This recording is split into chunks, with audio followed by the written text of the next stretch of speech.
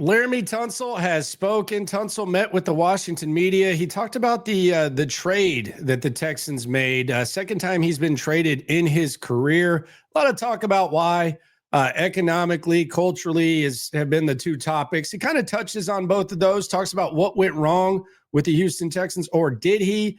He talked about the business, personal aspect of it. He had some other interesting things to say. Let's hear Laremy Tunsil meeting with his new media types. All right, here's the former left tackle of the Houston Texans, now left tackle of the Washington Commanders, being introduced to their media.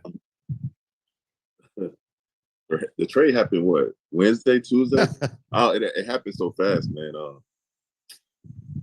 I've been in this position before with the Miami Dolphins getting traded to Houston. So what I learned, don't take anything personal. It's just strictly just a business.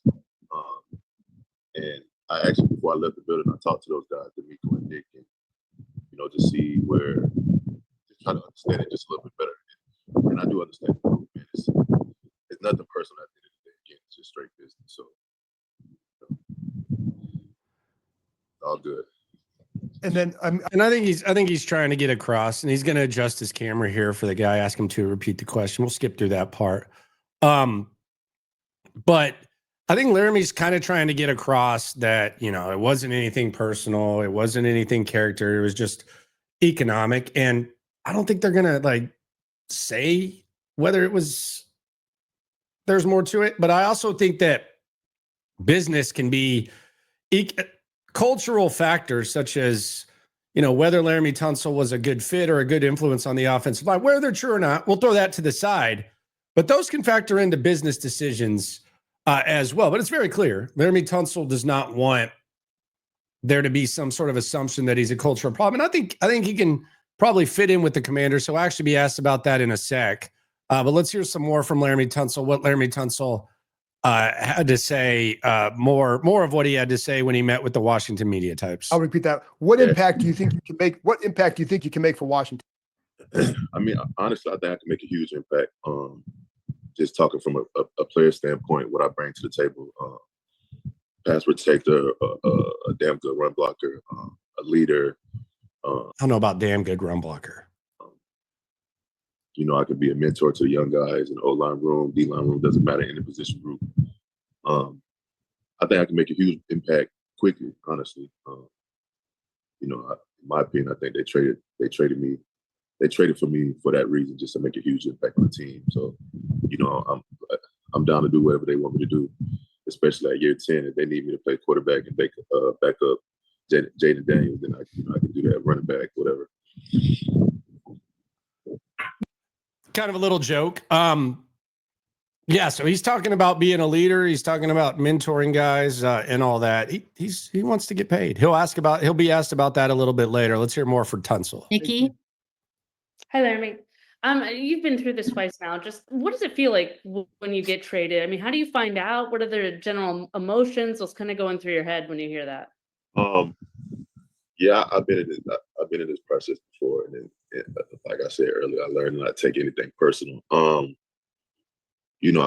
found out that I feel like they did the right due diligence by, giving me a call and letting me know I've had a time what's happening. We just sat down and discussed what was going on. So, I respect the Houston Texans and Nick and Nico for that.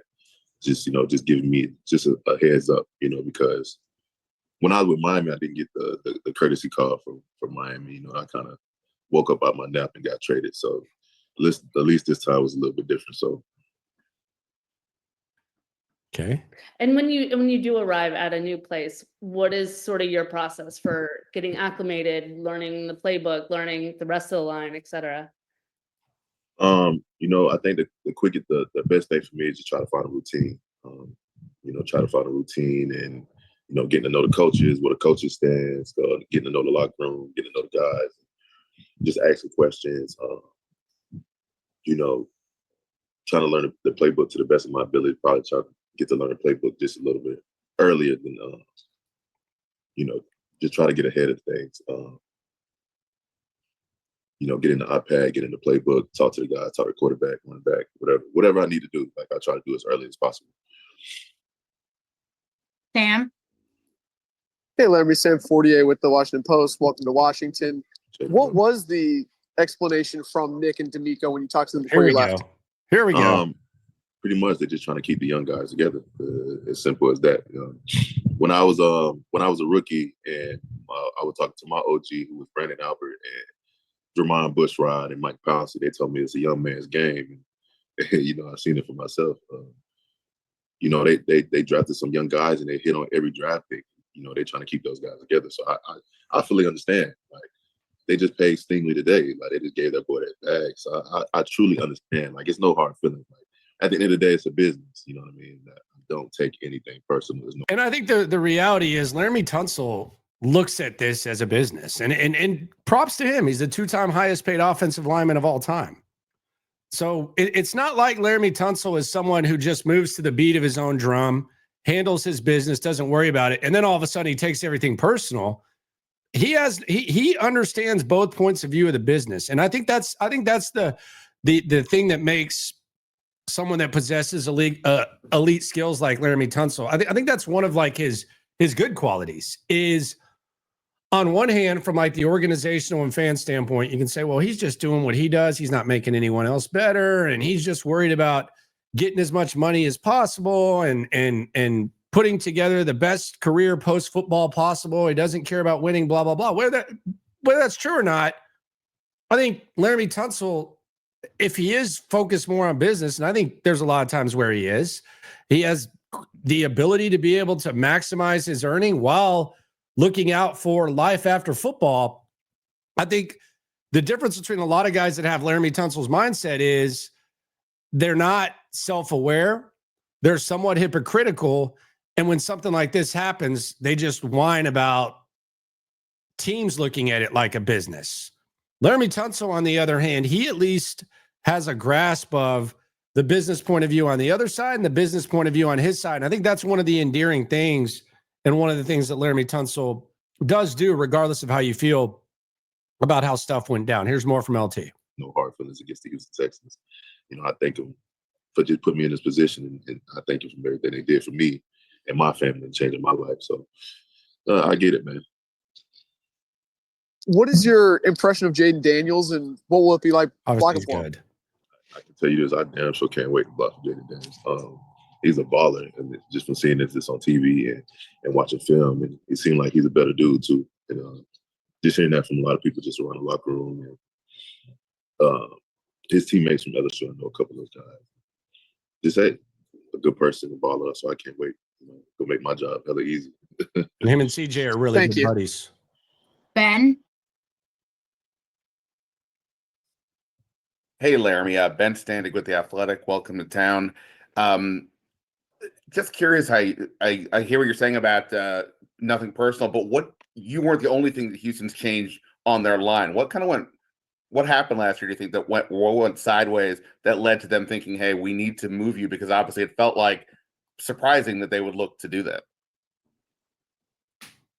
Okay, let me answer this first. What happened last year? What went wrong on the O-line?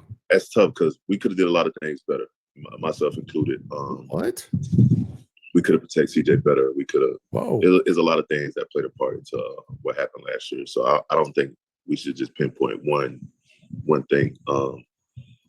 Wow. But again, I just can't take it personal. I really don't think it was that. I honestly think it was just like a business move, and a business move just trying to pay the young guys. I don't think it had anything to do with the performance last year or the O-line performance last year. To me, again, I'm gonna keep saying, I know I sound redundant, but I don't think it was anything personal. I don't think it was off the plate from last year. That's just my opinion about it. Okay. Yeah, gotcha. All good. And then obviously this is all still pretty fresh. You're only speaking of those today. It's only been less than a week. You're under contract for a couple more years. Do you have any kind of feel like, do you want to have a conversation about extending you for longer than that? Or you kind of want to wait and see mode and see how things go here? AP in the front office know where I stand, man. And we're just going to kind of keep that in-house. I mean, I know how it goes. We got to keep it in-house. We got to keep the talk between the front office and myself. But they know where I stand. I don't want to say too much. Yeah. Business hats. Thank you. David Aldridge. Laremy, David Aldridge with The Athletic, man. Welcome to DC. Just generally, what are some of the challenges for blocking for a mobile quarterback, and what are some of the opportunities that are presented by blocking for a mobile quarterback? Shit, I don't think it's my fault. I don't think it's no challenges at all. I think it actually makes our job a little bit easier, honestly. I think the defensive ends and the defensive tackle, D-line period, have to rush the quarterback just a little bit different. I think it's more of just contained. Just look at Lamar Jackson and Josh Allen. So I don't think it's no challenges at all. I think it helped me. It helped me look good. You know what I mean? It helped me get that All-Pro 9. Come on, that's what we need, man. Come on, we need that All-Pro 9. I need that All-Pro nod. Look at that. Also, chemistry. Help me get that All-Pro nod. I need that. And on O-line, when it's good, it's great, but when it doesn't work, it's not great. It's bad. I just wonder, how does it work when you How excited he gets about that All-Pro nod. you're going to be the new guy basically coming in. So how do you kind of get up to speed with the rest of the guys, and what do you need to see from them to help you get up to speed faster? I'm going into they tradition. Like I'm learning their ways. I don't want to see them. I come in there and try to switch things up. No, I'm going into how they do things, how they run things, how they practice. And I'm trying to insert myself in that and work off that. So I'm just gonna bring my energy, my juice, and my knowledge of the game, and let's have fun. I know that's what we're gonna do as an O-line. We're gonna have fun. We're gonna go out to eat. We're gonna do a lot of things together. So that's what I'm gonna bring to the table. And he's going in and fitting into what they do. We've talked about that. So they have their culture. However they practice, however they do things, he's going to fit into that. It's not already established. Like he had already established himself before Caserio got here. Caserio gets here. The team kind of stinks. Process over results. And then by the time D'Amico's trying to build his culture, there'd already been territory marked. Like Tunsil did his thing, did it well. But you're not going to have him change what he did. And I think this is an ideal situation. I think this is a good trade for Washington because he's going in, he's buying into what you're doing. He's got 2 years remaining on his contract, which is proportional to Jaden Daniels' rookie deal. I mean, it's a win. It's potentially a win-win trade, but for Washington, it's perfect. You got him coming into your culture. You got him under the contract that he's under. Good shape. Can't wait to meet these guys. All right. Thank you. Kick. Laremy Chick Hernandez from WUSA 9, the CBS affiliate here in Washington, D.C. No disrespect, but if you're playing quarterback at some point, we got some issues. So when you watched the tape on Jaden Daniels, what struck you first about seeing number 5? Athletic, smart, can make plays whenever he wants to. Composed, just to be so young. Like him and CJ have that same trait. They're very composed, especially in tough situations. You could just tell he was a baller. Even in college, you could see he was a baller. And again, I'm excited to be in this position, blocking for a young guy like that who can make plays whenever he wants to. And if he wanna throw me a pass or go live or a pass to, we could make us all. All right, so you got good hands then. Hello. And we've covered this team all year long. We've seen the culture in the locker room and in the building. It's definitely a change from the decades of darkness. So your first meeting with DQ and AP and stuff, what is that? I mean, is that the case? Do you feel a sense of what they're trying to accomplish? Yeah, absolutely. I do sense a sense of what they're trying to accomplish for sure. And the energy in that building is off the charts, honestly. Everybody's happy, everybody's energetic, everybody's looking to win, and that's the feeling I got from it, and that's something that I'm glad to be a part of. I've been hearing good things about DQ, and I've been hearing good things about AP, so I'm excited to work with these guys. Cool. Thank you, man. Scott. Hey, Laremy, Scott Abraham, ABC7 here in DC. Welcome to Washington. Obviously, you've stated, this is a business. You don't take it personally, but getting traded intrinsically, how does that maybe motivate you or give you an extra chip on your shoulder as you come to Washington? The motivation question. To be honest, guys, I got a chip on my shoulder every year. just try to prove everything wrong. I think that's not with just like the opposite teams or the media or whatever. I think that's just with myself. I kind of just like challenging myself to find new challenges in my game to get better at. And so every year I try to find something like, I can do this better, or I want to do this better, or I want to be known for this, or, you know, so I kind of just put that chip on my shoulder by myself. It's really just me versus me at the end of the day.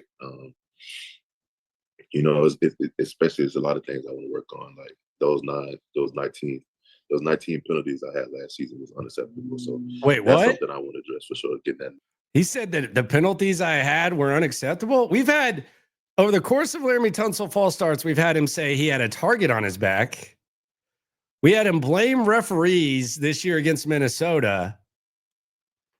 We got to work with him. Look at this guy. Look at this. This guy wants to get paid. Look at this.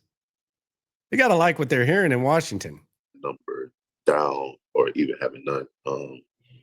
You know, I want to keep growing as a player, honestly, as a pass blocker, a run blocker.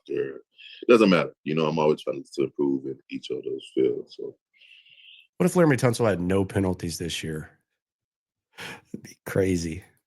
You have a remarkable resume, you know, Pro Bowls, all pros.